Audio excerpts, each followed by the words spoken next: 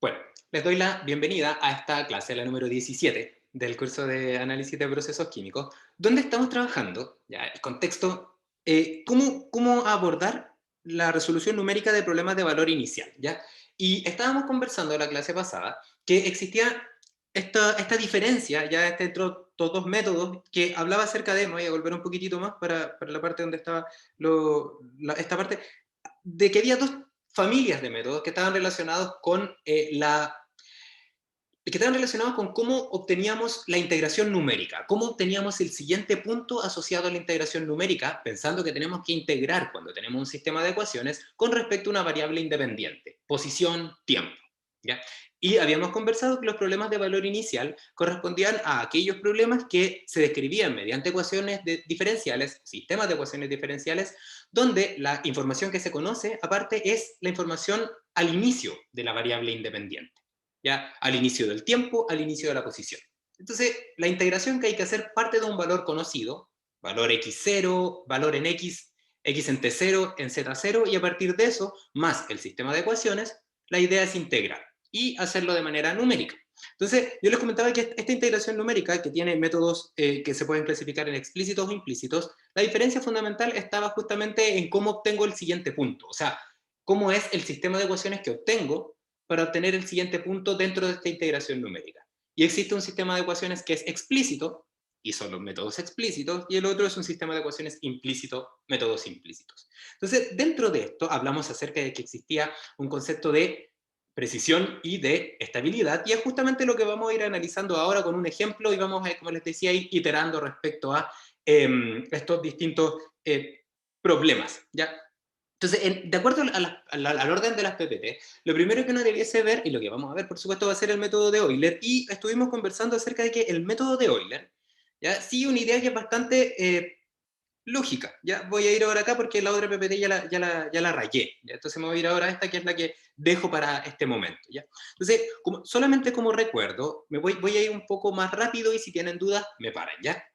Entonces, como conocíamos el valor inicial, ¿ya? El x0, ¿ya? Y pensemos que esta ecuación que está acá representa la integral, o sea, esta es la solución, ¿ya? Pero nosotras y nosotros no conocemos la integral, no conocemos la solución. ¿Qué conocemos? Conocemos su derivada. ¿Por qué conocemos su derivada? Se preguntarán ustedes. Porque nosotros y nosotras, cuando llegamos al modelo final de estos sistemas que dependen de variables independientes y aparecen las ecuaciones diferenciales, por lo tanto, lo que tenemos es una ecuación del tipo dx a dt o dx a dz, ¿ya? Recuerden, dx a, variable independiente, como una función que depende de x u alfa, ¿ya? Y aparte, como es un problema de valor inicial, tenemos el valor a tiempo cero, o a z0, ¿ya? Por eso es un problema de valor inicial. Entonces, si observan, si bien yo no conozco el x en función de t, sí conozco el dx a dt.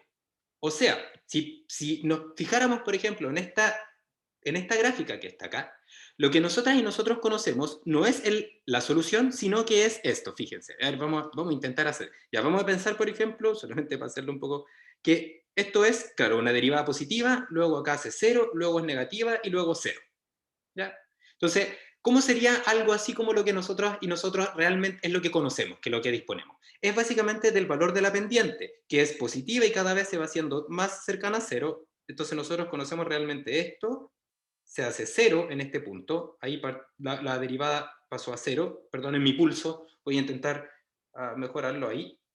Eso es lo que conocemos nosotros, el valor de la derivada, ¿ya? Y luego, ¿qué sabemos? No tiene por qué partir del mismo punto, ya es simplemente por un asunto de que lo dibujé desde ahí, porque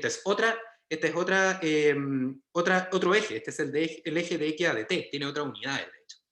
¿Ya? Entonces llegamos a cero y aquí esto se hace negativo, entonces va a seguir acá, y luego acá, fíjense que se vuelve a ser negativo, pero cada vez más cercano a cero, por lo tanto probablemente haga así, y ahí se llegue a cero. Algo así sería lo que nosotras y nosotros conoceríamos. Probablemente más bonito el gráfico, no tan feo como lo estoy dibujando yo, pero bueno, algo así. Y esta que está acá es dx a dt. Entonces, todo el tiempo, eso sí lo conocemos. ¿Y por qué lo conocemos? Porque conocemos su expresión, conocemos una función que describe ese comportamiento. Entonces, esto es igual al f de, y le voy a poner puntito, porque básicamente ahí uno tendría que reemplazar x, u y alfa. ¿Ya? Recuerden que para contexto U es para un U fijo. ¿Ya? Todo esto se hace para un conjunto de variables de decisión fijas. Entonces, dicho eso, como nosotras y nosotros conocemos este dibujo, esta curva que representa la derivada del valor que nosotros queremos conocer, lo que tenemos que hacer es intentar utilizarlo y para eso entonces, intentar utilizar esa información y para eso entonces el método de Euler nos da una forma de utilizarla, pero hay otras, ¿ya? Y esa es la diferencia entre los métodos implícito y explícito, ¿ya? Entonces, si queremos llegar a esa curva verde, entonces, el método de Euler, ¿qué te dice? Te dice fundamentalmente que, como les había comentado en la clase pasada, si definimos un valor discreto de tiempo en el cual yo voy a realizar todas estas integraciones, el método de Euler te dice, asume que entre esos dos valores existe una línea recta, ¿con qué pendiente? Ya. Entonces, el método de Euler explícito lo que te dice es, toma la pendiente en el punto que conoces. ¿Por qué? Porque como ese x lo conoces, ¿ya? Porque conoces ese valor porque hay x0, entonces lo que puedes hacer es obtener esta pendiente, que sería el valor que le estoy marcando con una flechita, el primer valor del de x a de t, simplemente poniendo acá un x0, reemplazándolo en la ecuación, porque conozco la expresión de la derivada. Entonces, como eso pasa, entonces la pendiente que se obtiene a partir del reemplazo de el x0 en la derivada, implica entonces que voy a sacar este valor que está acá, que sería el valor de una pendiente, y ese valor lo voy a asumir constante en todo el delta t. Dicho de otra forma, y ahora geométricamente, eso sería equivalente a algo como esto. ¿Ya? Esa va a ser la pendiente que se va a mantener constante durante todo el delta t. ¿Ya? Y una vez que te dice eso, te dice el método de Euler. Ya, entonces, ahora, si vas a asumir que esa pendiente se mantiene constante, entonces lo que puedes hacer es aplicar entonces la definición de la pendiente y básicamente aplicar la definición de la pendiente cuando tenemos una línea recta, ya sería equivalente a escribir que yo tengo un delta x partido por delta t es igual, tengo un delta x partido por delta t es igual a una pendiente. ¿Ya? Porque eso es básicamente la definición de una pendiente en una línea recta, ¿no es cierto? Y esa pendiente es de x a de t. ¿Dónde? En x0, porque ahí fue donde la evalué. Entonces, ¿qué tengo? Tengo que el delta x, o sea, el valor que cambia el x, desde en este caso el x0, va a ser igual al de x a de t en x0 por el delta t. ¿Ya? Que es justamente lo que aparece acá. Solamente que acá lo que acabamos de hacer es despejar. O sea, el delta x, que lo que es, si se fijan, el delta x va a ser esto. Lo voy a marcar ahora en el eje vertical, y entonces este es el delta x. Ese es el delta x. Entonces, claramente, si quiero conocer el siguiente valor, que sería de x, que correspondería al x1, que es el x evaluado en t1, entonces lo que tengo que hacer es despejar delta x, ¿no es cierto? Entonces acá tendría x, delta x sería x1 menos x0, porque el delta t es t1 menos t0, ¿cierto? Y básicamente entonces de acá, al despejar, obtendría que el x1 es igual al x0 más dx a dt en x0 por delta t. Y listo. Y ahí entonces tenemos el método de Euler. Yo asumo que esto es algo que no es muy complejo de seguir y tampoco es algo nuevo, porque seguro que lo usan en Reactor. ¿Ya? De hecho, es la forma que tenemos más o menos de integrar numéricamente como estándar. ¿Ya? Y si queremos podemos hacer como una generalización, y si fuese una generalización, y yo digo entonces que cada uno de los valores de x que obtengo representan puntos discretos k'ésimos, o sea, sería t1, t2, hasta el punto discreto t sub k, ¿ya? Donde entre cada uno de esos puntos hay una distancia de delta t, ¿ya? Y para cada valor de st me corresponde un x de k, o sea, un x en la posición, en el tiempo k'ésimo, o en la posición k'ésima, es lo mismo. Entonces tendría x en k más 1 es igual a x en k perdón, más la derivada con respecto al tiempo, o a la posición, o a la variable independiente evaluada en x de k por el delta t. Ya, ahí le voy a poner voy a borrarlo mejor, x de k. Y ahora, si ustedes recuerdan, yo conozco la expresión de la derivada, por lo tanto, esa expresión también se puede escribir así. X en k más 1 es igual a x de k, más f, la función que tiene como despeje el de x a de t, evaluado en x de k, u, alfa, por el delta t. Y eso es el método de Euler explícito. ¿No es cierto? Y ahí entonces lo resolvemos. ¿Por qué es explícito? Porque si se fijan, puedo despejar directamente el siguiente valor de x. ¿Ya? Entonces, Sí, esto asumo que, como les decía, lo tenemos más o menos claro y existe entonces esta como forma de representar ya el problema de valor inicial y el método explícito usando el algoritmo numérico de Euler, explícito en este caso, que tiene básicamente esa generalización que yo les comentaba acá, en esta flecha, y que tiene básicamente este algoritmo que dice a t igual t0 o a z igual z0 conocido, en el cual se conoce el valor inicial, ¿ya? Y tenemos un contador de iteraciones n, o k, da igual, dado un delta t. Entonces, básicamente calculamos la derivada, y entonces con la derivada y el valor anterior, hacemos la actualización. Así, de acuerdo a lo mismo que aparecía en la lámina anterior, solamente que ahora está con el subíndice n en vez de con el k, es lo mismo. Y básicamente lo que hacemos es después avanzar en el tiempo y si llegamos al tiempo final en el cual queríamos integrar, terminamos y nos repetimos el procedimiento. Es súper fácil y es muy es fácil en el cálculo y fácil de programar. ¿Ya? Y si queremos ver esto en n dimensiones, es básicamente lo mismo. ¿Por qué básicamente lo mismo? Porque acá el tema es que como bueno, yo creo que esto tiene que ver un poco con cómo vamos planteando el curso y la nomenclatura que yo les he comentado que es súper relevante, intentar seguirla.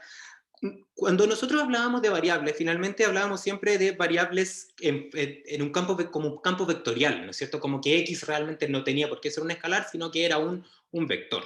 Entonces, básicamente, si nosotras y nosotros definimos que X realmente no es un escalar, como el que podríamos haber aplicado acá, porque teníamos un solo dibujo, ya una sola gráfica, sino que pensamos que ahora ese mismo X, todo esto que les acabo de mostrar, es un vector, también aplica, ya porque tendríamos, lo voy a escribir acá y les voy a mostrar a qué me refiero. Yo tengo acá un X en K más 1, que es igual al X de K, más el F evaluado en X de K, como U, alfa, por el delta T. Y si ahora, en vez de, como les decía, en vez de sacarnos esta idea de que estamos trabajando con escalares y pensamos que estamos trabajando con vectores, básicamente es lo mismo. ¿Por qué? Porque esta función que acabamos de definir es una función vectorial. Y esta función vectorial se escribe así. Dx a dt es igual a f. Puntito lo voy a poner. Entonces, eso quiere decir que cada una de las funciones que existen representan la derivada de cada una de las variables que existen.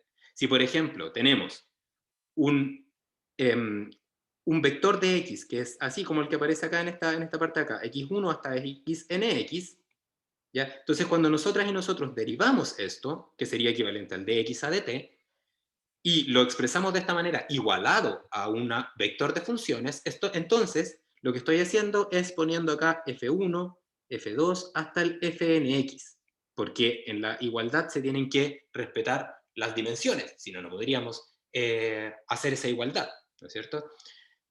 Y eso que implica entonces que fi lo vamos a, tal como lo planteamos el modelo, fi sería equivalente a dxi a dt, siendo el subíndice i, en este caso en particular, el índice que representa cada una de las variables incógnitas que están derivadas. Entonces, desde ese punto de vista, ¿ya? Lo que tendríamos, siguiendo esta lógica, siguiendo esta nomenclatura, tendríamos entonces que representamos, por ejemplo, que el x, en este caso x de k más 1, x de k, y entonces podemos decir, por ejemplo, que este vector x realmente es así. Así como un vector largo que dice que está evaluado en k más 1, y este vector largo está compuesto de el x1, x2, hasta el xnx. Y eso va a ser igual a lo mismo porque, como les decía, se tiene que mantener la dimensionalidad, x1, x2, hasta xnx evaluado en k, más esta función, que también se tiene que mantener, f1, f2, hasta fnx evaluado en k por un escalar que es el delta t o el delta z. Y ese es el método de Euler en varias dimensiones. Y eso es todo. Noten eso sí, una cosa que es muy importante, ¿ya? Y es el hecho de que cuando yo pongo evaluado en K, ¿ya? O evaluado en K más 1, lo que estoy haciendo es asumiendo que todas las magnitudes están evaluadas en el instante K.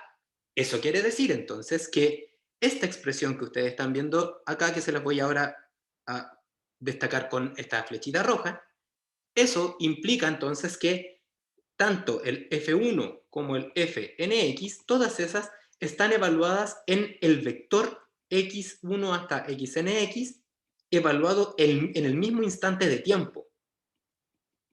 ¿Ya? Todo está evaluado en el mismo instante de tiempo. ¿Ya? Entonces, para comprender un poco más esta idea, ¿ya? Y que no nos quedemos solamente con, con lo que yo les estoy contando, ¿sí?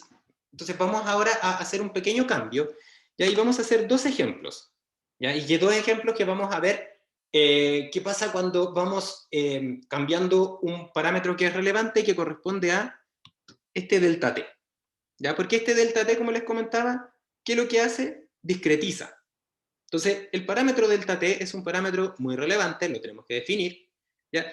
Y la definición va a implicar algo que es relevante. ¿Qué es lo que implica la definición? Implica que cuando yo defino el delta t, lo que estoy definiendo es el rango de la variable independiente en el cual las cosas son rectas, ¿ya?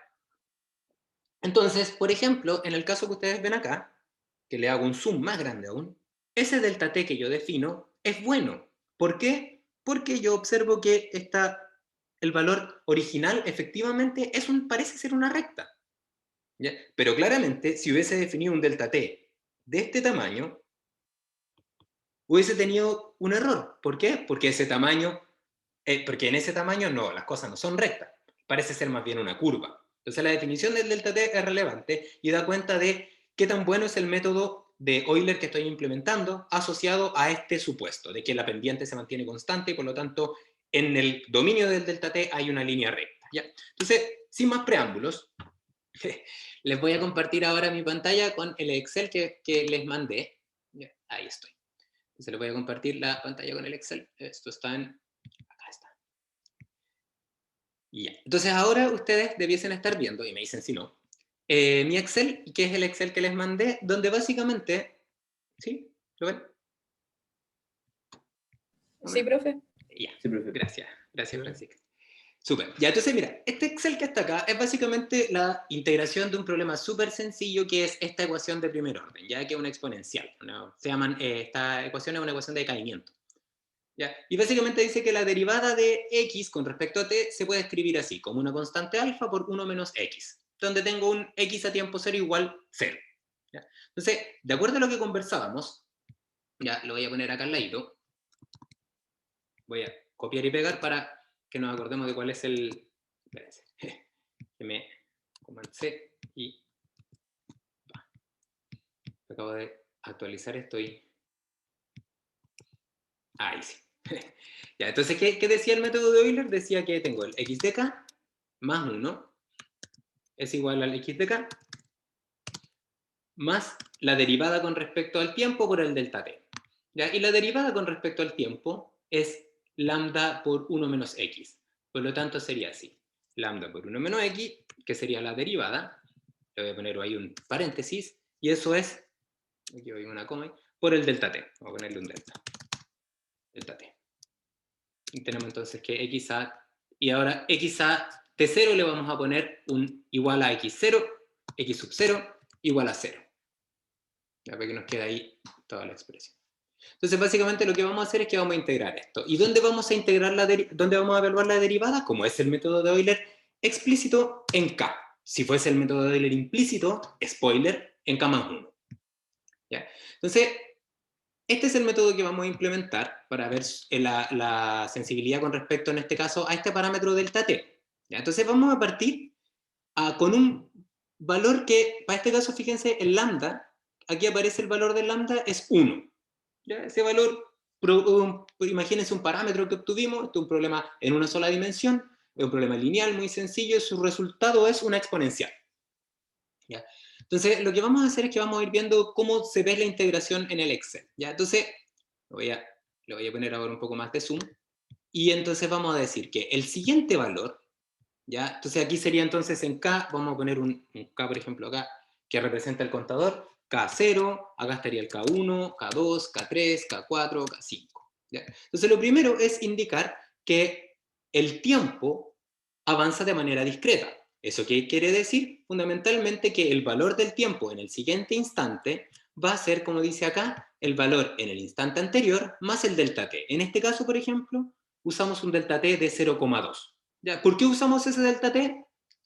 Porque vamos a ir variándolo. Entonces, vamos a ir viendo justamente la sensibilidad que tiene el método respecto a esta variación. ¿Qué implica eso? Que si yo lo tiro para abajo, por ejemplo, voy a observar que el valor del tiempo discreto corresponde al anterior más el delta t. ¿Ya? Eso, entonces, cada uno de estos elementos representa el t sub k. Y para cada t sub k, como este sistema no es no autónomo, perdón, o sea, básicamente, este sistema es autónomo, o sea, el valor de la derivada no depende del tiempo explícitamente. Entonces, realmente lo que hacemos una vez que tenemos el t, cada uno de los elementos discretos, es evaluar la derivada y sumar esa derivada al valor anterior. Y fíjense cómo se hace. Acá está un ejemplo súper sencillo que yo entiendo que ustedes más o menos manejan esto, que es que el valor actual, que es el valor, en este caso, en k igual 0, más, ¿ya? La derivada, que en este caso sería el lambda, por 1 menos el valor anterior, 1 menos x, en x igual en t 0, más el delta t, que está acá. ¿Ya? Lo voy a hacer por si acaso porque no se puede hacer. Sería el valor de x en t igual 1, sería el valor anterior, más el lambda, lo voy a escribir de nuevo, lambda por el 1 menos el valor anterior, porque es el método de Euler explícito, multiplicado por el delta t. ¿Ya? Y lo mismo que yo acabo de hacer acá está para los siguientes, para los siguientes casos, donde básicamente lo único que he cambiado, ya para que ustedes, para que no nos perdamos en repetir el cálculo una y otra vez, es que es el mismo problema, solamente que en cada uno de estos pares de columnas que estoy mostrándoles, que la estoy representando, está un valor de delta t distinto, aumentado de 0,2 en 0,2 hasta el 1, y luego el 1,6 viene y después viene el valor de 2, el delta t, ya que ese es de t que está ahí. Entonces lo que vamos a ir haciendo es que vamos a ir aplicando el método de Euler, y básicamente, como es un método explícito, en Excel es re fácil porque el método explícito implica ir simplemente tirar para abajo. Porque cuando vamos tirando para abajo, lo que estamos haciendo es replicando la ecuación que implica valor anterior más la derivada, lambda por 1 menos x, siendo x el valor en el instante anterior, multiplicado por el delta t. ¿Ya? Si tienen dudas, como les digo, me preguntan, ¿ya? Y entonces vamos a seguir ahora, lo voy a tirar si bien para el lado, o sea, bien para abajo, para, por ejemplo, integrar hasta, por ejemplo, 15, o hasta el 15k igual 15, o de hecho, por ejemplo, que es tiempo, en este caso en unidades de tiempo, no me acuerdo qué unidad estaba esto, bueno, básicamente en tiempo igual 3, mira. Entonces lo que voy a hacer es que voy a tirar el tiempo igual 3 y lo voy a tirar hasta 4, por ejemplo. Fíjense cómo el sistema, ¿ya? Que yo les estoy mostrando, estos son los puntitos que representan esta integración, va convergiendo hasta un estado estacionario, el cual, si se fijan, la forma es la forma que yo debiese esperar. ¿Por qué es la forma que yo debiese esperar? Porque esto es un sistema, esto es una ecuación diferencial lineal. Y como es una ecuación diferencial lineal, lo que yo debiese esperar es que su resultado fuese una exponencial, como la que están observando acá. Si fuese una función de transferencia, esto sería k partido por tau s más 1. ¿Ya? Y de hecho es algo que vamos a tenerlo presente, porque lo vamos a usar en un momento. Entonces lo que voy a hacer ahora es que voy a repetir el problema, pero ahora lo voy a repetir para el doble del delta t. Como es el doble del delta t, voy a llegar en la mitad del tiempo, en la mitad de iteraciones al 6, al tiempo 6. ¿Ya? Entonces fíjense que el tiempo final lo voy a marcar en, por ejemplo, voy a marcar un poco más allá porque quiero que vean algo. Hasta 7 lo voy a llevar, por ejemplo. ¿Ya? Y claro, esto lo que hace es converger de manera, aquí se demora un poco más en converger a 1, que es el valor de estado estacionario. Entonces vamos a el delta t igual 2, y fíjense lo que pasa cuando yo, por ejemplo, llego hasta 7,2 en este caso, delta t. Fíjense que la diferencia que existe entre los puntitos grises y los puntitos verdes que están unidos con esta línea, es la diferencia entre ellos es el efecto que tiene el delta t, que corresponde a un parámetro que está suponiendo que existe una línea donde realmente no hay una línea. Por ejemplo, acá cada vez las cosas son menos parecidas a una línea. Si hacemos un zoom ahora más grande, veremos, por ejemplo, que, entre los dos puntos sí uno puede considerar una línea, pero entre los 3 puntos, ya quizás las cosas ya no son líneas, sobre todo acá, en este punto donde la exponencial se curva para luego irse a este valor, constante. ¿Ya? Pero básicamente, bueno, la diferencia es un asunto de precisión asociado a la integración del error que estoy cometiendo. Pero si ahora tenemos un delta t que es el doble del anterior, o sea, 0,8, fíjense lo que pasa.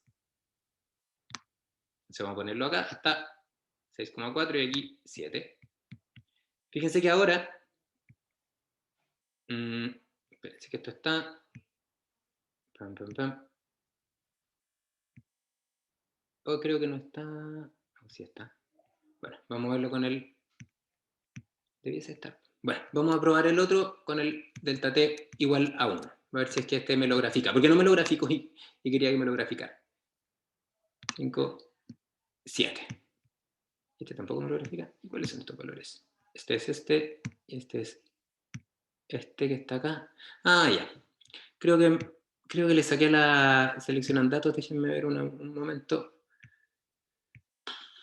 Vamos a cambiar un poco el origen de los datos. Ya, perdón, esto está en vivo, así que podía pasar. Ya, voy a hacer algo mejor. Cancelar. Voy a eliminar este gráfico, voy a hacer un gráfico, bueno, más fácil. Voy a intentar nuevamente porque quiero que vean qué es lo que pasa cuando voy cambiando los valores del delta t, cómo va cambiando la precisión. Entonces está en insertar y están los gráficos recomendados, en este caso el de dispersión. Y vamos a usar este. Ya, entonces este es con casi, podríamos decir que se parece igual a la solución analítica porque es una exponencial. Entonces, si ahora, por ejemplo, agregamos una segunda serie de datos, que sería esta que está acá, entonces vamos a ver lo que pasa, me voy para allá, voy a poner esta acá. Entonces, básicamente, lo que mismo que les había comentado, voy a poner otra serie de datos, y esta serie de datos ahora va a ser la del valor con el 0,8. Y fíjense que lo que estoy haciendo acá, a ver aquí sí se ve mucho mejor, es que estamos observando cómo el efecto de generar distintos delta t va haciendo que las cosas se parezcan menos a una solución exponencial. Eso ya es casi, eso no se parece mucho a una solución exponencial en comparación a la naranja. Y si volvemos a repetir el problema, pero ahora con un delta t1, que es lo que quería mostrarles, ¿ya? Ahora con el delta t1,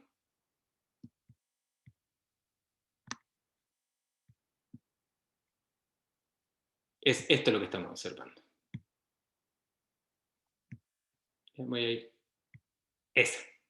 Entonces ven cómo esto ya las cosas van siendo como distintas al naranjo original. Ahora lo que está pasando es que eso se pegó un salto hacia arriba y luego bajó. Y si vuelvo a repetir el problema, pero ahora lo repito, con un lambda, con un delta t de 1,6, ya que es el siguiente valor que probé acá, voy a llegar nuevamente hasta 7, bueno, hasta 8 en este caso. Fíjense que lo que va a pasar es que le pongo pegar a esto y tengo esta que está acá, claro. Y ahora lo voy a cambiar el x hasta acá. Y resulta que esto es lo menos parecido a un exponencial. Estoy acá. Ya. Claro que esto no se ve muy... Vamos a eliminar las otras series de datos. Estas que están acá, por ejemplo. Sí, Dígame. creo que seleccionó la de 1 a 7 y era la de 1 a 8. Ah, gracias. Espérate, deja cachar. Esta era la de... No, esa era la que se le había seleccionado. ¿Cuál me decías tú, perdona? Alargó la del delta T 1,6 y graficó la del delta T1.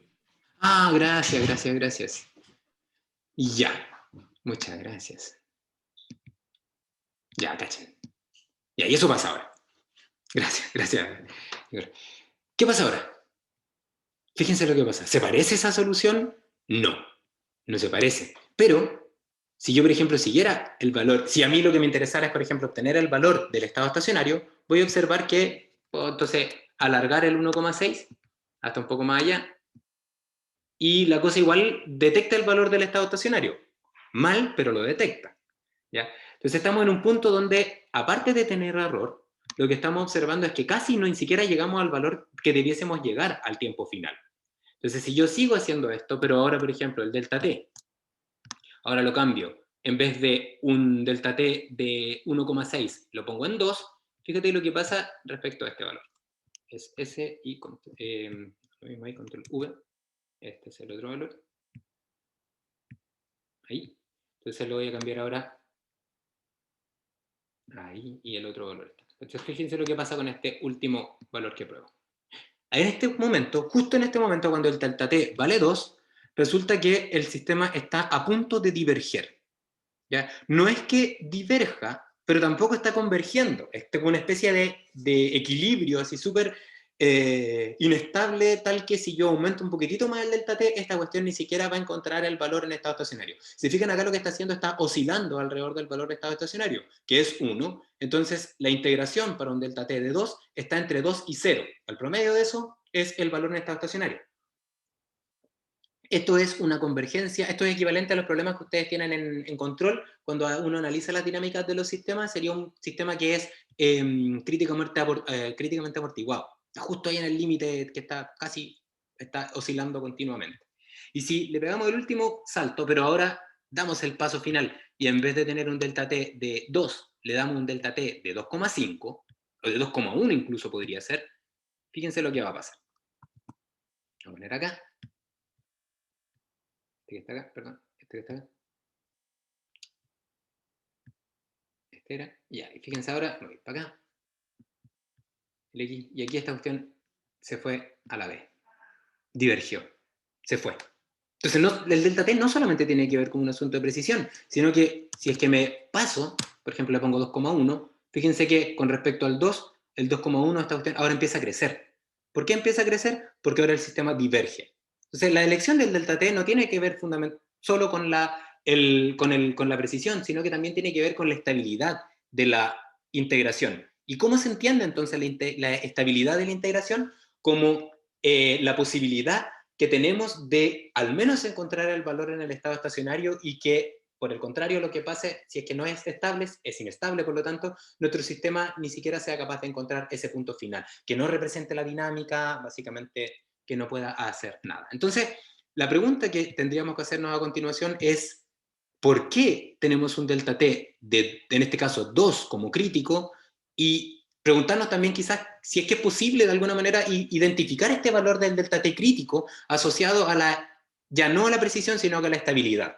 Porque claramente, si en este momento tuviésemos que decidir un valor de delta t, con esta información lo que tendríamos que decir es que el delta t que voy a usar tiene que ser chico, pero si es que tengo que usar un delta t más grande, ese delta t más grande no tiene que ser 2, ni mayor que 2, porque si no, no vamos a encontrar nada. ¿Ya? Entonces, esta es como la idea que quiero mostrarles asociado a esto que estamos haciendo. ¿Ya?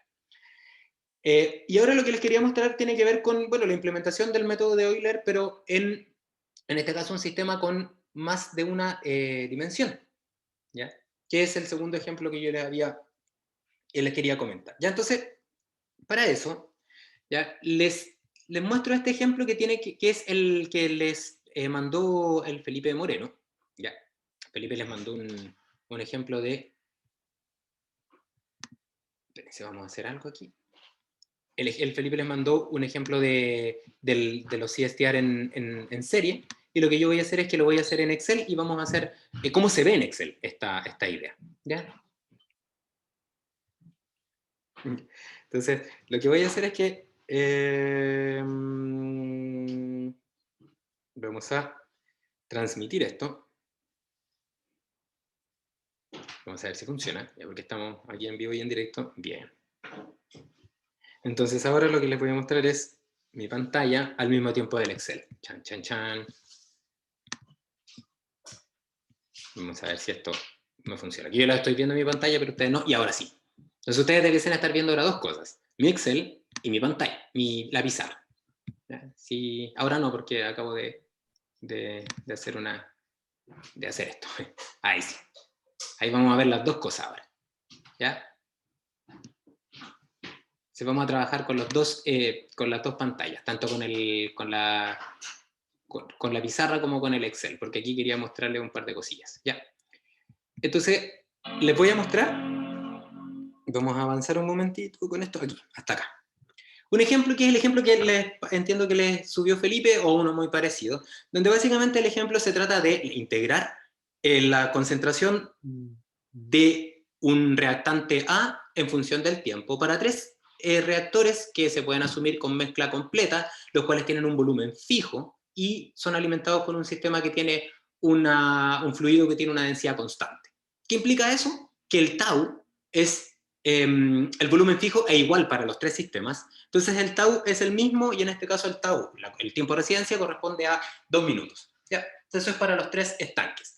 Y ahí dentro de ese estanque ocurre una reacción muy sencilla, A para dar B, elemental, que tiene una constante cinética 0,5 partido por minuto. Fijo también porque no estamos cambiando la temperatura. Y entonces lo que nos piden es evaluar la evolución de las concentraciones en los tres estanques en función del tiempo, sabiendo que cada una de ellas parte de un valor definido, en este caso 0,5, 0 y 0. O sea, si aquí ponemos el tiempo y acá tenemos la concentración de los tres estanques, entonces tenemos que para el primer estanque estamos en 0,5 y para el resto estamos en 0 y en 0. Están los tres ahí, estanques. Y la idea entonces es integrar para un tiempo final, que podemos dejarlo libre y podemos integrar cuanto queramos y ver cuándo llegamos a estado estacionario, por ejemplo, la concentración de A, sabiendo que justo a tiempo cero lo que pasó fue que cambió la concentración de la alimentación y ahora es 1,8, ya para que observemos entonces un cambio dinámico en el sistema. Entonces, como cambió la concentración inicial es 1,8 kmol por litro, entonces lo que vamos a hacer es que vamos a evaluar cómo esto va evolucionando en el tiempo. Y para eso, si nos recordamos, y lo que me decía Diego, bueno, lo primero que hacíamos era aplicar el algoritmo de modelado y todo esto, entonces aplicamos el algoritmo de modelado y sabemos que tenemos que resolver un sistema de ecuaciones a partir de lo que obtengamos de un modelo basado en balances de materia. Hacemos los balances de materia y básicamente llegamos a estas tres expresiones que están acá, que es la derivada de la concentración de cada uno de los estanques con respecto al tiempo, que va a estar definida de acuerdo al efecto que tiene la concentración de entrada, lo que sale y lo que reacciona, ¿no es cierto? Y eso para los tres sistemas, ¿ya? Entonces, si vamos a aplicar el método de Euler ahora, básicamente aplicaríamos la ecuación que tendríamos que seguir, que sería un DC, por ejemplo, en este caso C va a ser un campo vectorial de tres elementos, de C a dt, como una función vectorial, ¿ya? Que es función de las concentraciones, de variables dependientes y de parámetros, ¿ya? ¿Y qué sabemos entonces de acá? Si hiciéramos como la analogía asociada a la nomenclatura que yo les comentaba, entonces esto es un vector de tres elementos y esto es un vector f de tres elementos, donde el f1, f2 y el f3 corresponderían a los balances de materia al componente A en el estanque 1, en el estanque 2 y en el estanque 3, ¿no es cierto? Y básicamente el dCA-dt sería el dCA1, el dCA2 y el dCA3, todo esto a dt, dt y dt. Entonces, siguiendo eso, básicamente lo que tendríamos que hacer ahora es aplicar el método de Euler, y el método de Euler, ya explícito, lo que nos diría es que tendríamos entonces que ponerlo acá, si quieren, la concentración de los tres elementos al mismo tiempo en el siguiente instante va a ser igual a la concentración de los tres elementos en el instante actual, más sus respectivas derivadas evaluadas en el instante actual por un delta t. ¿Ya? Y es justamente lo que vamos a hacer. ¿Ya? Entonces, acá está nuevamente, en el Excel que tienen ustedes, están todos los datos, básicamente los datos son el CA0, el tau, el K, eso está todo ya listo, y básicamente acá entonces está la integración. Entonces, para acá, 0, y el K0 sería el primer instante para tiempo igual 0, entonces tenemos el valor inicial, porque como les decía, esto es un problema de valor inicial. Y con el valor inicial, como vamos a aplicar el método de Euler explícito, tenemos que evaluar la derivada en ese instante inicial. Y es súper importante que noten esto. Evaluar la derivada en el instante inicial o en cualquier instante, cuando yo tengo un sistema de ecuaciones múltiple, o sea, tengo más de una ecuación y por lo tanto más de una incógnita, implica que todas las incógnitas se están evaluando en el mismo instante, o sea, todas las concentraciones están evaluadas al mismo tiempo, ¿ya? Y lo que voy a obtener es la concentración de 1, 2 y 3 en el siguiente tiempo, al mismo tiempo también. ¿ya? En el tiempo 1, todas van a estar simultáneamente ocurriendo, ¿ya? Y esto es súper relevante porque después vamos a darnos cuenta de algo que es una desventaja, básicamente, ¿ya? Entonces, por ejemplo, si queremos entonces aplicar el método de Euler, entonces tenemos primero que evaluar la derivada, ¿no es cierto? Y con la derivada más el valor actual por el delta t, tenemos entonces el siguiente iterado. Entonces, perdón, el siguiente estado. Entonces, básicamente tenemos que la derivada con respecto a 1 sería en este caso 1 partido por tau, que es esta que está acá, 1 partido por tau, por el CA-IN menos el CA1, donde el CA1 evaluado en el punto actual, fíjense que ahí está, menos la parte cinética, menos el K por, en este caso, el K que está acá, que es una constante, que es 0,5, por la concentración 1, donde, o sea, en qué instante, perdón, en el instante actual, porque estoy calculando la derivada en el instante actual, porque estoy ocupando el método Euler explícito. Listo. Lo mismo se van a dar cuenta que es, segundo, para la segunda derivada, o sea, para el dCA2 ADT, que es el F2 y que por lo tanto es esta ecuación, sería entonces 1 partido por tau por el CA1 menos el CA2, todo en el mismo instante, CA1 menos el CA2, menos el K evaluado, multiplicado por el CA2 en el instante. Y lo mismo para el siguiente instante, para el siguiente estanque. Entonces con esto avanzamos en el tiempo, entonces ahora pondríamos que el siguiente, vamos a poner acá entonces que el K va a pasar de 0 a 1, se va a poner igual al anterior, más un instante, lo que implica que el tiempo va a ser el tiempo anterior más el delta t, que lo vamos a fijar para después tirar hacia abajo, y el CA en el siguiente instante va a ser el anterior más la derivada multiplicado por ese delta t.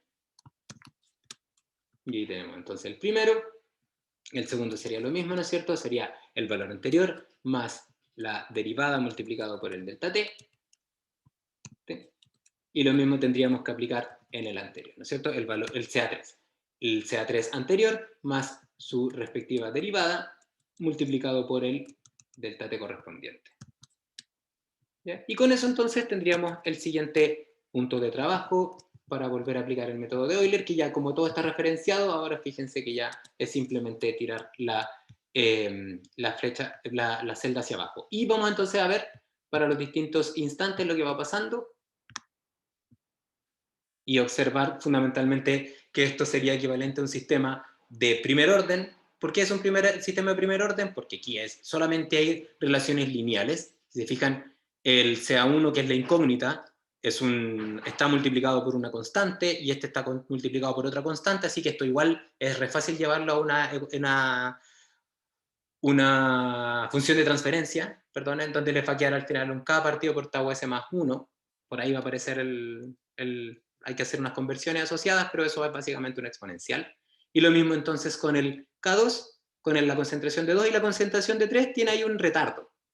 ¿Ya? Tiene asociado hay un leve retardo que tiene que ver fundamentalmente con lo que se demora en pasar por los otros estanques.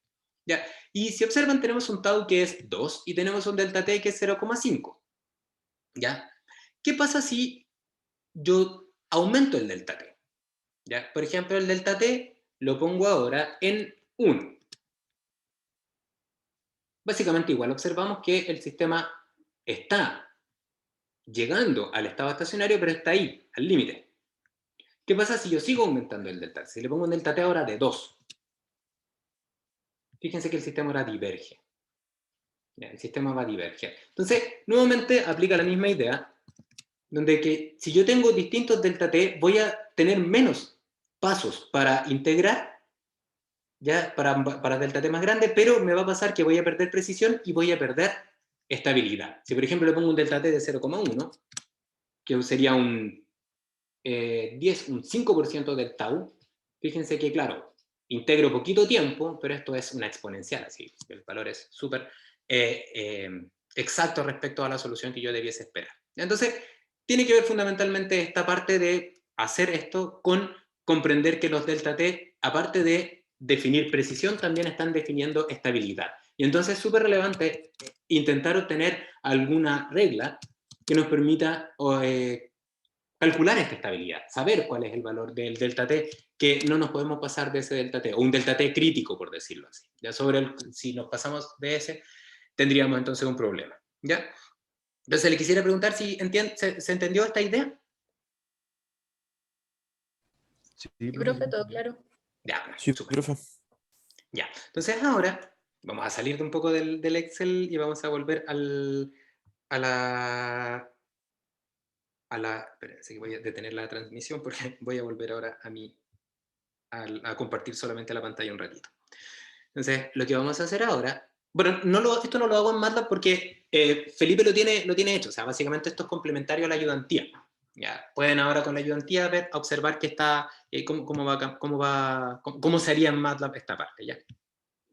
¿Se puede seguir avanzando yo?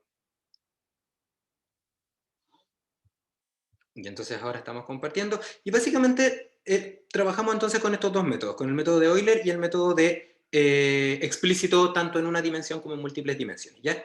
Y quiero volver un momento a esta ecuación que está acá, que es la ecuación primera que resolvimos, ¿ya? Donde aquí está el resumen que en algún momento un archivo que resolví en MATLAB y saqué estos gráficos. ¿Ya? Entonces fíjense lo que hay acá. Esta es la misma ecuación de decaimiento que yo les mostré, partiendo de cero. Y aquí están los distintos valores de delta t que probamos en el Excel. ¿Ya? Donde vimos que para un lambda de igual a 1, obteníamos un delta t crítico que era 2. ¿Ya? Si nos pasábamos del delta t a 2,1, esto divergía. Fíjense lo que pasa si es que ahora, en la misma ecuación de decaimiento, en vez de usar un lambda de 1, uso un lambda de 0,1. ¿Ya? Entonces, si ven, lo que hay acá es que mi sistema... tengo delta t, cuando pruebo el delta t de 2, ahora el sistema no diverge. ¿Por qué? Porque el delta t de 2 corresponde a este negrito que está acá, hasta acá, que se los voy a marcar con eso.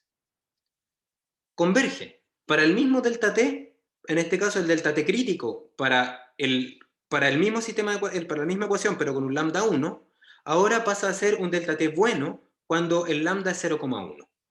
¿Ya? Y ahora fíjense que el delta t malo, el delta t que justo es el límite antes que esto diverja, ahora es 20.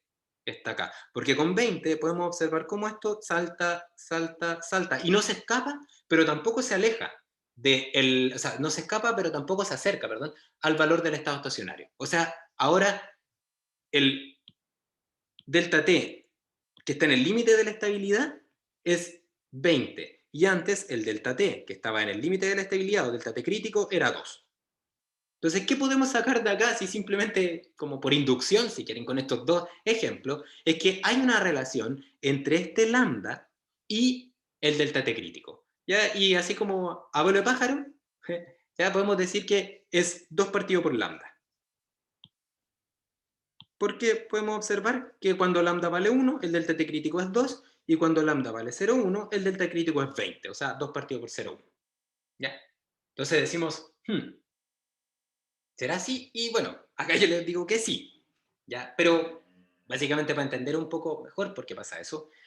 Entonces entendamos qué es el lambda, ¿ya? Y por qué tiene que ver el delta t crítico con el lambda. Entonces tenemos la misma ecuación x de x a dt, le vamos a poner, ¿ya? De x a dt es igual a lambda x menos 1. Ya, y de hecho vamos a hacer esto, fíjense. Lambda era, perdonen, déjenme ver, es 1, entonces 1 menos lambda x, entonces vamos a hacer esto. Como el menos está acá, lo voy a tirar para allá, entonces me va a quedar un signo positivo, y sí. Me queda más lambda x, ese es igual a lambda, ¿sí? Sí. Y de hecho voy a hacer otra cosa, más, y voy a dividir por lambda, porque el lambda aparece en todos lados y es una constante. Entonces va a aparecer acá 1 partido por lambda, el lambda este se va a ir, y este otro lambda se va a ir, y me va a quedar un 1. ¿Ya? Y como esto es un sistema lineal, ¿ya? Lo que voy a hacer a continuación, vamos a ponerlo aquí al lado los pasos que seguí, es que voy a aplicar ahora la transformada de Laplace. Voy a aplicar la transformada de Laplace. Y si, bueno, aquí yo creo que se acuerdan, y si no, no pasa nada, tampoco es tan terrible. No hay muchas cosas que recordarse para este ejemplo. Fundamentalmente acordarse que cuando yo aplico la transformada de Laplace en una derivada, ¿ya? Entonces la transformada de Laplace de x a dt es igual, en el dominio de Laplace es s por xs. ¿Ya? Y la transformada de Laplace de x es x de s. ¿Ya? Entonces me queda algo así como s por x de s, ahí habría que agregarle el valor a tiempo inicial, pero como es 0, no hay que agregarle nada, más x de s, y tenemos acá un 1. ¿Ya? Y entonces acá hacemos lo que siempre hacemos, ¿no es cierto? Espérense, y aquí me queda un partido por lambda. Partido por lambda, ahí sí, si no esta cosa no funciona. Y aquí lo que hacemos es hacer este procedimiento de factorizar y despejar, y obtendríamos entonces que en el dominio de Laplace, ya, esta es una función de transferencia, xs es una función, x es una función de transferencia del dominio de Laplace, que tiene esta forma, 1 partido por lambda s más 1. ¿Ya? Y si ustedes se acuerdan de control, y si no se acuerdan, se los cuento yo, ese 1 partido por lambda también recibe un nombre, y ese nombre es tau. ¿No es cierto? Ese es el valor que multiplica el s. Y entonces, este mismo problema, ya ahora como función de transferencia, sería xs 1 partido por tau s más 1. ¿No es cierto? Donde tau y lambda están relacionados. 1 partido por lambda es igual a tau. Entonces, con lo que le acabo de decir, ¿ya? Podríamos decir entonces que el límite de estabilidad, que es 2 partido por lambda, también es 2 por tau. ¿Ya? Si yo me paso si tengo un tau, no sé, en este caso de 1 minuto, ¿ya? Si yo me paso de ese tau al doble, entonces tengo el límite de estabilidad. Y si sigo aumentando, entonces me voy lejos. Entonces, el delta T crítico tiene que ver con vamos a quedarnos solamente la parte de la dependencia del tiempo, pero la posición sería lo mismo, un tau de posición. ¿Ya? El límite de estabilidad del método de Euler explícito tiene que ver con la constante de tiempo de mi sistema, lo cual tiene mucho sentido. ¿Por qué? Porque la constante de tiempo de mi sistema me da cuenta de qué tan lento o qué tan rápido es un sistema. ¿Ya? Por ejemplo, en este caso, que tengo un lambda de 0,1, tengo un tau de 10, por ejemplo, 10 minutos. ¿Eso qué quiere decir? Que mi sistema tiene una dinámica asociada a este tau, y este tau tiene 10 minutos, por ejemplo. Y en este caso, este es un sistema dinámico también, pero que tiene un tau de 1 minuto, es más rápido. Como es más rápido, yo necesito un delta t más pequeño para capturar la dinámica. Mientras que en el otro caso, tengo un sistema más lento, que tiene 10 minutos de tiempo, el tau, la constante de tiempo. Por lo tanto, puedo darme un delta t más grande, porque mi sistema, al ser más lento, puedo usar delta t más grandes para capturar la dinámica. ¿Ya? Entonces esa es como la idea de fondo. El 2 aparece un poco más adelante. ¿Por qué aparece un 2? Un par de slides más adelante va a aparecer. ¿Ya? Pero lo relevante es justamente eso. ¿Ya? Que si ustedes recuerdan, el tau se definía, aquí me tienen que ayudar un poco o corregirme si me equivoco, cuando yo tengo un sistema de primer orden, el tau, ¿no es cierto?, que representaba, acá está el tau, representa el tiempo en el cual se obtiene el 60 y algo por ciento del cambio de la variable x con respecto al estado estacionario. ¿No es cierto? Eso es la constante de tiempo, el 63%, algo así. Por ahí. ¿Ya? Entonces, claramente, tau más grande, sistemas más lentos, por lo tanto, puedo tener un delta t más grande. Entonces, de acá, de inmediato, si es que somos capaces de identificar la constante de tiempo de mi sistema, entonces de inmediato voy a poder decir que este sistema que está acá tiene asociado entonces un delta t crítico, y ese delta t crítico va a ser 2 veces esa constante de tiempo. ¿Ya? Entonces, aquí tenemos nuestra primera aproximación. Y esta aproximación es para el método de Euler, ¿ya? Y para el método de Euler explícito. Entonces, el delta t crítico para el método de Euler explícito es 2 veces la constante de tiempo. ¿Ya? ¿Qué implica eso? Que si por ejemplo yo tengo un delta t que defino menor al delta t crítico, porque si lo pongo en el delta t crítico esto va a oscilar, ¿ya? Entonces, este límite puede implicar que en algunos casos, si tengo un sistema que es muy rápido, voy a tener delta t muy pequeño, y si quiero integrar para un dominio de tiempo muy largo, entonces voy a tener muchos pasos de integración. ¿Ya? Ya si tengo, por ejemplo, un sistema con un tau pequeño, pero este sistema con tau pequeño está sujeto a varias perturbaciones, ya, a varios cambios en las variables de entrada, Entonces este sistema va a ir cambiando así, así, por ejemplo. Entonces, al ser tan rápido, este sistema tener un tau muy pequeño, voy a tener entonces que definir un delta t muy chiquitito, voy a hacer un zoom, muy chiquitito, y eso va a implicar que para integrar durante todo este dominio, donde el valor de la variable u, por ejemplo, va cambiando, el valor de la concentración de entrada va cambiando, por ejemplo, lo que tendría que hacer sería hacer integraciones, tengo que hacer muchos pasos porque te necesito un delta t pequeño porque tengo un tau pequeño. Entonces, para evitar eso, podríamos preguntarnos qué se puede hacer para intentar aumentar este delta T crítico. ¿Ya? Entonces, como recapitulando, para entender hacia dónde vamos, si quiero aumentar el delta T crítico, requiero entonces tener mejores aproximaciones numéricas. ¿Ya? Porque todo esto se basa en el hecho de que el delta T me define precisión y estabilidad porque, partimos hablando de eso, el delta T asume que existe un supuesto que se mantiene. Entonces, si ese supuesto es débil, el delta T crítico es chico. Entonces, ¿qué podemos hacer? Podemos mejorar el supuesto, y ese supuesto implicaría entonces que tendríamos que asumir que queremos, queremos mejorar entonces la integración con una mejor aproximación de un sistema, pero intentando a su vez que sea explícito.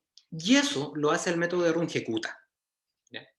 El método de Runge-Kutta es otra forma de resolver numéricamente un sistema de ecuaciones, por ejemplo, o una ecuación diferencial o un conjunto de ecuaciones diferenciales, como la que les muestro, ¿ya? Pero ahora mediante un supuesto que sea más robusto. ¿Ya? ¿Cuál es el supuesto débil del método de Euler? El método de Euler tiene un supuesto débil, que es que la pendiente se mantiene en el valor inicial, ¿no es cierto? O sea, en x0 el valor se mantiene de la pendiente. Entonces, si definimos un delta t, voy a poner un delta t grande porque necesito espacio para hacer lo que quiero hacerle. Si definimos, por ejemplo, un delta t más grande, porque lo que queremos es que un método nuevo nos permita tener delta t más grandes y mantener la precisión, o sea, mejorar la precisión, perdón, para delta t más grandes, entonces podríamos preguntarnos cómo podríamos hacer que el método sea más robusto. Y entonces lo que podemos hacer, que es lo que hace el método de Runge-Kutta, es evaluar pendientes, y evaluar pendientes no solamente en el punto inicial, sino que pendientes intermedias. ¿Ya? Eso hace el método de Runge-Kutta. Y el número de pendientes intermedias que evalúa entre el tiempo t0, por ejemplo, y el tiempo t1, o el tiempo tk y el tiempo tk más 1, el número de pendientes intermedias que evalúa el método de Runge-Kutta le da el nombre al método. Por ejemplo, el método de Runge-Kutta 4 evalúa 4 pendientes intermedias entre t0 y t1. Y luego lo que hace es ponderarlas todas. ¿Ya? Entonces, para que se hagan una idea, el método de Runge-Kutta te dice, el valor siguiente va a corresponder al valor actual más una ponderación de 4 pendientes, cada una de ellas multiplicadas por un delta t. O sea que hay una pendiente de x a de t en algún punto intermedio, multiplicado por un delta t. Aquí hay otra, este K2, ¿ya? Representa una segunda pendiente de x a de t en un segundo punto intermedio, multiplicado por un delta t. El K3 es lo mismo, de x a de t, evaluado en un tercer punto intermedio multiplicado por un delta t, y el K4 es lo mismo, de x a de t, evaluado en un cuarto punto intermedio por un delta t. ¿Ya? Método de Runge-Kutta 4, entonces un método de Euler, pero como 2.0. ¿Por qué? Porque lo que hacemos es no quedarnos con esta información, sino que evaluar pendientes intermedias. ¿Y cómo lo hace? De la siguiente forma.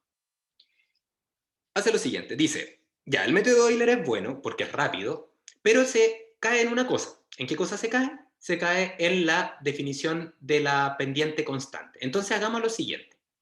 Partamos del método de Euler. ¿Ya? ¿Cómo es el método de Euler? El método de Euler dice que tienes que sumarle el x al x actual, tienes que sumarle la derivada en el punto actual por el delta t. Entonces el método de Runge-Kutta te dice, saca ese valor. ¿Ya? Sácalo, obténlo. Entonces este valor, este que está acá, el K1 sería delta t por f, o sea, delta t por la pendiente. ¿Ya? Y si ustedes recuerdan, delta t por la pendiente es equivalente al delta x de Euler, porque es la pendiente por el delta t. ¿Ya? Entonces, si vemos eso en este gráfico, entonces definimos la pendiente en el punto actual, Vamos a hacerla lo mejor posible. Ahí está, mira, me llevo más o menos bien. ¿Ya? Entonces, el K1 ya representa entonces para un determinado delta t, ya sería entonces tirar la recta más hacia allá, ¿ya? Porque tenemos un delta t grande, y entonces, ¿se acuerdan que lo que hacíamos para calcular el delta x era, como era delta x partido por delta t, y eso era igual a la derivada? Entonces, este sería el delta x. Este sería el delta x de Euler, ¿ya? Y ese delta x de Euler, Runge-Kutta le llama K1, que ustedes están viendo acá, ¿ya? Y a ese K1, que sería entonces esta distancia, te dice, ya, ese sería Euler, pero como Euler no es muy bueno, en algunos casos, ¿ya? Entonces haz lo siguiente, ya que tienes el K1, que corresponde al delta X de Euler, entonces evalúa una pendiente nueva, ¿ya? Que sería K2, pero ahora no en el valor actual de Xn, sino que en el valor actual de Xn más la mitad de Euler. Entonces dice, ok, dice, entonces la mitad de Euler es el X0, aquí está Xn, más la mitad de Euler. O sea, aquí está el delta X completo, aquí por ejemplo estaríamos la mitad, vamos a poner acá una flechita, la mitad, entonces acá está la mitad. Entonces en este punto, en este X, evalúa la nueva pendiente, que sería ahora esta segunda pendiente, que voy a poner ahora con rojo. Sería esta pendiente que está acá. Ahí. ¿Ya? Ahí habría una segunda pendiente. Y esa pendiente ya sería entonces una segunda aproximación, ¿ya? Que sería entonces, ese sería la pendiente multiplicado por el delta t sería equivalente al K2. Y ese K2 entonces sería nuevamente, como es la pendiente multiplicado por el delta t, entonces sería ahora, este segundo, sería, vamos a ponerlo con un color más llamativo, por ejemplo con el celeste. Entonces este sería el segundo, este sería el K2, lo voy a marcar ahí. Este sería el valor del K2. Lo voy a sacar ahora para allá. K2. ¿Ya? Y ese K2 sería entonces como una especie de mejor delta t, pues fíjense. ¿Ya? Porque ahora la pendiente mejoró. ¿Ya? Y entonces dice, pero ya, puede que sea bueno, pero para estar seguras y seguros, voy a dejarlo ahí con un rojo porque el celeste no se vio muy bien. Entonces, como esa pendiente es buena, pero podríamos mejorarla, lo que hace es ahora, toma este K2 y vuelve a dividirlo por la mitad y sumarle al este. Entonces, básicamente te dice, divide nuevamente por la mitad ahora el K2, que estaría por acá, y aquí entonces vuelve a calcular la nueva pendiente. Y eso lo repite una vez más, con el valor del K4. Y con todos esos delta X, que son, fíjense que el K1 es un delta X, el K2 es un delta X, todos son delta X, luego lo que hace es súmalos y divídelos por su total. Entonces, ¿cómo sumamos? Se suma ponderado, y si todos tuviesen la misma ponderación, sería K1 más K2 más K3 más K4 dividido por 4. Pero el método de Runge-Kutta le da más preponderancia a las pendientes intermedias K2 y K3. ¿Ya? Y entonces, como le multiplica por 2 y 2, entonces divide por 6, porque el ponderador es 1, 2, 2 y 1. Entonces, la suma de todos los ponderadores es 6, así que por eso divide por 6. Y ese es el método de Runge-Kutta. ¿Ya? Entonces, en el Excel que les mandé hay una implementación del método Runge-Kutta que lo vamos a ver igual la próxima sesión, ya, pero ahora en múltiples dimensiones. Entonces, en la próxima sesión partimos de acá y del Excel que les mandé para el mismo problema de los 3 estanques en serie. ¿Ya? Quisiera preguntarles si les queda claro, si tienen dudas al respecto a lo que acabamos de ver. Quedó todo claro, profe. Súper, qué bueno, qué bueno. Ya, pues entonces nos vemos la próxima sesión, el próximo martes. Les subo un ratito más la clase, que estén muy bien, buen fin de semana. Vayan a votar. Chao, profe. Perfecto. Chao, profe, Chao, que estén cuídese. bien. Chao, chao. Adiós.